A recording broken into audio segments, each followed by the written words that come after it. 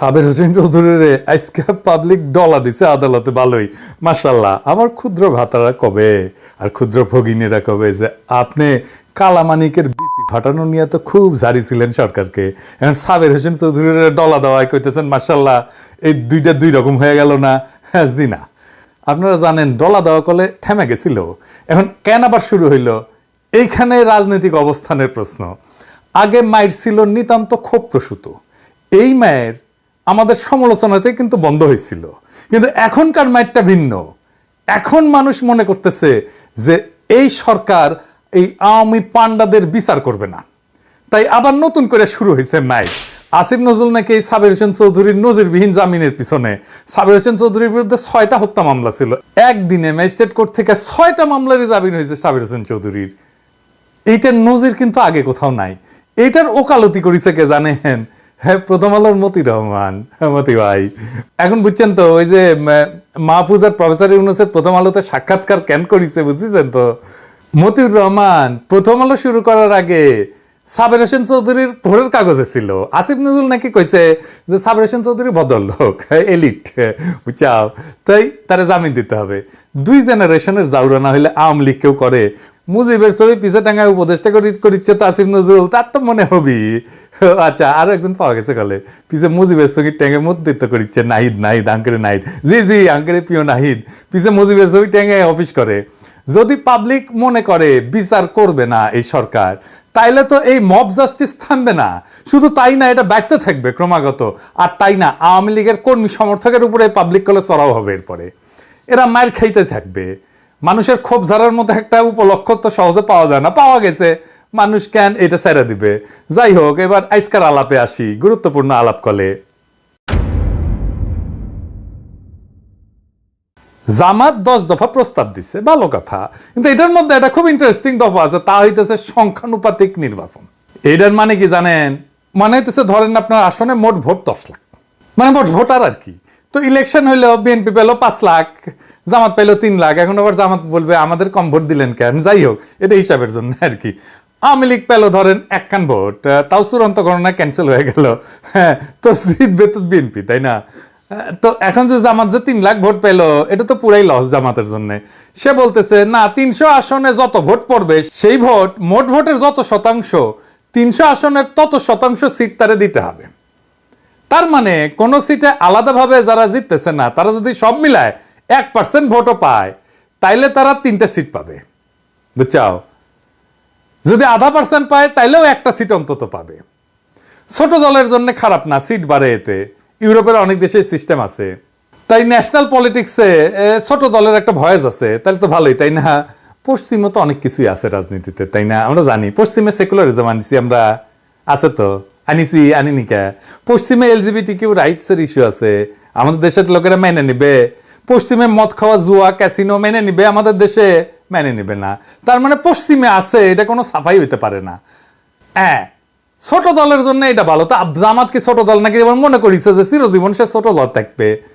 ওই যে আছে না সেকেন্ড ডিভিশনে খেলা, ওই চিরজীবন সেকেন্ড ডিভিশনে খেলবি জামাত? আজ আমরা দেখবো যে এই ইস্যুটা আমাদের গ্রহণ করা উচিত কিনা, করলে কেন উচিত, না করলে কেন উচিত না।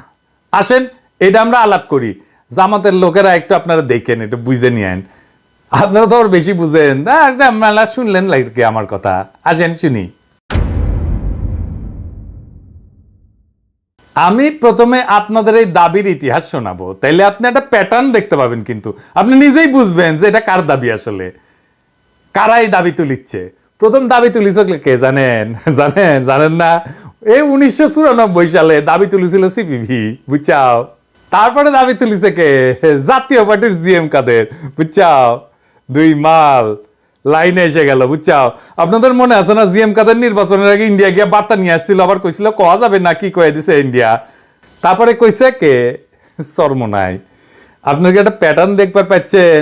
জামাতের ভাইরা প্যাটার্ন দেখতে পান যে 3টা দল, আমি কইবার চাইতেছিলাম না, তাও কয়া দিই আর কি। এটা মানুষে মনে করে, আমি কিন্তু কই নাই কিছু, বুঝছাও? 3টা দল ইন্ডিয়ার খুব ঘনিষ্ঠ বলে কথিত আছে। চরমোনাইয়ের ভাইরা মাইন্ড করেন না, এটা আপনাদের সম্পর্কে পারসেপশন।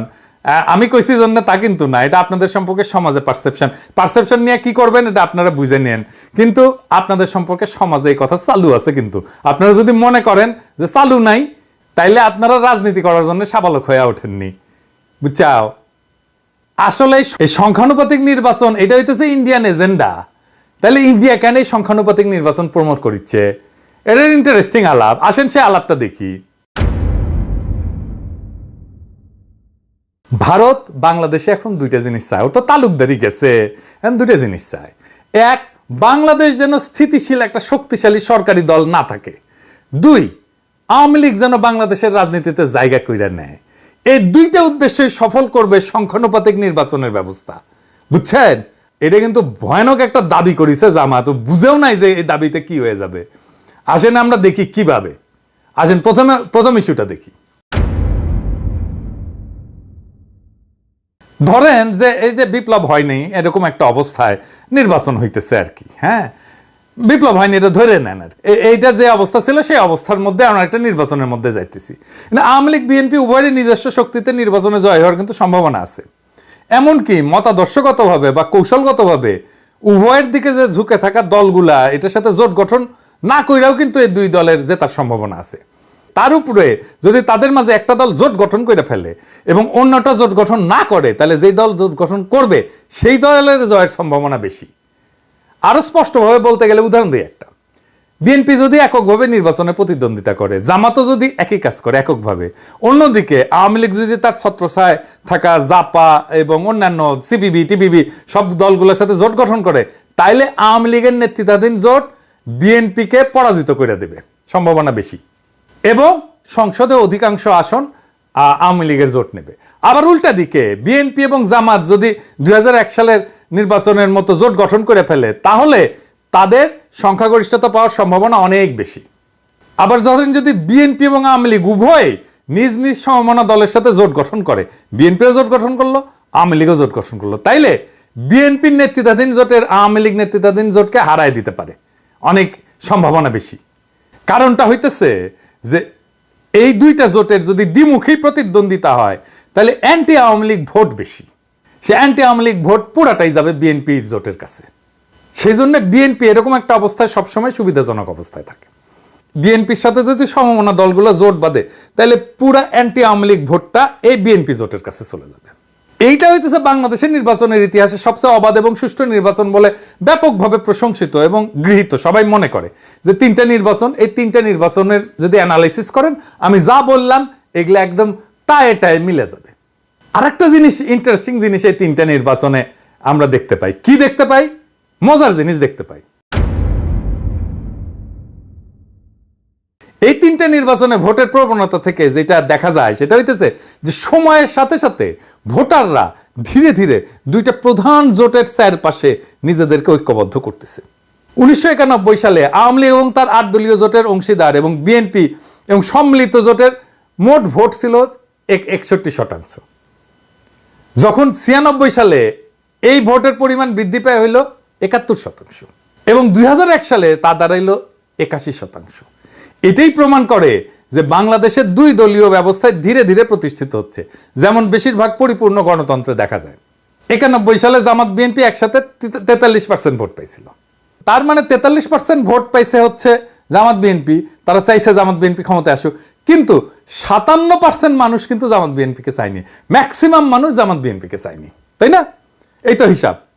1996 সালে পরিস্থিতি কিন্তু অন্যরকম হয়ে যায়। 96 সালে আওয়ামী লীগ এবং জাতীয় পার্টি যৌথভাবে 54% ভোট পায়, এবং 2001 সালে 4 দলীয় জোট মোট 47% ভোট পায়।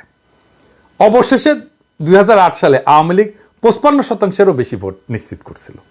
তো ধরেন এই প্রবণতা ভবিষ্যতে অব্যাহত থাকলো, তাহলে এই যে সংখ্যানুপাতিক নির্বাচন, এই নির্বাচনের পিছনে যে জাস্টিফিকেশন বা ন্যায্যতা, এটা কি বলা হয়? এর সাফাইটা কি? সাফাইটা হইতেছে যে বেশিরভাগ মানুষ যেই দল সরকার গঠন করছে তারে ভোট দেয় নাই, তাই না? আপনি তো প্রথম 91 নির্বাচনে দেখলেন যে 43% মানুষ মাত্র ভোট দিছে, তার মানে 57% মানুষ ভোট দেয় নাই, চায় নাই এই দল সরকার গঠন করুক, তাই না? কম ভোট পেয়ে জিতে গেছে, সরকার গঠন করছে। 1991 আরেকটু বুঝাই বলি, 1991 বিএনপি 31% ভোট পায়, তার মানে 69% ভোটার বিএনপিকে চায় নাই, তাই না? মানে যেই পরিমাণ ভোটার বিএনপিকে চাইছে তার চাইতে বেশি ভোটার বিএনপিকে চায় নাই। এই অবস্থার সমাধান হিসেবে সংখ্যানুপাতিক নির্বাচনের ব্যবস্থা প্রস্তাব আসছে। কিন্তু আমরা 2008 সালে কি দেখলাম যে 55%-এর বেশি ভোট পেয়ে আওয়ামী লীগ সরকার গঠন করলো, মানে ওভারওয়েলমিং মেজরিটি পাইল আওয়ামী লীগ, বিশাল অঙ্কের মেজরিটি, বেশিরভাগ মানুষই আওয়ামী লীগ জোটকে নির্বাচনে ভোট দিল। যারা আওয়ামী লীগকে ভোট দেয়নি তারা কম সংখ্যায়, তাই না? তাইলে এই প্রেক্ষাপটে সংখ্যানুপাতিক নির্বাচন নিয়ে আমার আসলে উদ্বেগটা কি, বা আমাদের সবার উদ্বেগ কি হওয়া উচিত, আসেন সেটা নিয়ে আলাপ করি।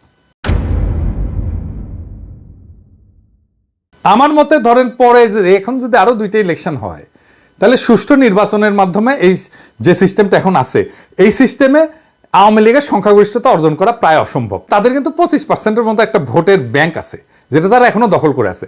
সবচেয়ে খারাপ পরিস্থিতি বিবেচনায় 20% এবং সবচেয়ে ভালো পরিস্থিতি বিবেচনায় 30% ভোট পাইতে পারে।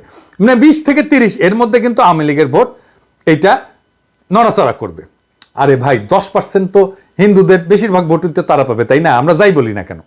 এছাড়াও গোপালগঞ্জ, শরীয়তপুর, মাদারীপুর জেলায় যে সংসদীয় আসনগুলো আছে এগুলোতে আওয়ামী লীগ জিতে যেতে পারে। সুতরাং আগামী কয়েক মাসের মধ্যে যদি নির্বাচন হয়, আওয়ামী লীগ যদি তাতে অংশ নেয়, তাও তাদের আনুমানিক 25 থেকে 30টা আসনে জয়ের সম্ভাবনা আছে। কিন্তু যদি সংখ্যানুপাতিক হয়ে যায়, তাইলে তারা 75 থেকে 90টা আসন পেয়ে যাবে, ওই ভোট পেয়েও, 25% ভোট পেয়েও। আর যদি 18 থেকে 24 মাস পরে নির্বাচন হয়, তাহলে আওয়ামী লীগ তার দলকে পুনর্গঠন পুনর্জীবিত করে প্রায় এমনিতেই এই এখনকার সিস্টেম থাকলে 50 থেকে 60টা আসনে জয়লাভ করে যাবে। কিন্তু যদি এই সংখ্যানুপাতিক হয়, তাইলে আর যদি 30% ভোট পায়, তাহলে 90টা আসন পেয়ে যাবে আওয়ামী লীগ, লিখে রাখতে পারেন। তাহলে জামাত এটা কি প্রস্তাব দিল? আওয়ামী লীগকে কি 90টা আসন পাওয়া দেওয়ার জন্য প্রস্তাব দিল জামাত? মানে আগে যারা দিছে সিপিবি, তারপরে কাদেরের জাতীয় পার্টি, তারপরে ইসলামী শাসনতন্ত্র আন্দোলনের, এতে আমি অত সিরিয়াসলি নেই নাই। কিন্তু জামাত তো একটা বড় দল, দ্বিতীয় প্রধান দল, সেই দল যদি সংখ্যানুপাতিক নির্বাচন চায়, আওয়ামী লীগ তো তাহলে চাইবেই, জামাতও চাইছে, সিপিবি চাইছে, ইসলামী শাসনতন্ত্র আন্দোলন চাইতে, মেজরিটি দলই যদি চায়, তাহলে তো আওয়ামী লীগকে 90টা সিট তারা দিচ্ছে। ইন্ডিয়াও এটা চাইবে এবং ইন্ডিয়া এটা দারুণভাবে সাপোর্ট করবে। আওয়ামী লীগ তো নিজে চাইবেই। এবার বুঝছেন তো, আগামী নির্বাচনে আওয়ামী লীগের সাথে জোট যদি না করে জাপা, তাহলে তো নিশ্চিন্ন হয়ে যাবে। সুতরাং সেই কারণেই জাতীয় পার্টিও এটারে সমর্থন করছে সংখ্যানুপাতিক নির্বাচনকে। এইবার আসেন দেখি যে কিভাবে এই সংখ্যানুপাতিক নির্বাচন ব্যবস্থা একটা দুর্বল সরকার তৈরি করে। আমাদের ঘরের কাছে একটা এক্সাম্পল আছে নেপালে। নেপালের এই সংখ্যানুপাতিক নির্বাচন ব্যবস্থা নেপালকে একেবারে ধ্বংস করে দিচ্ছে।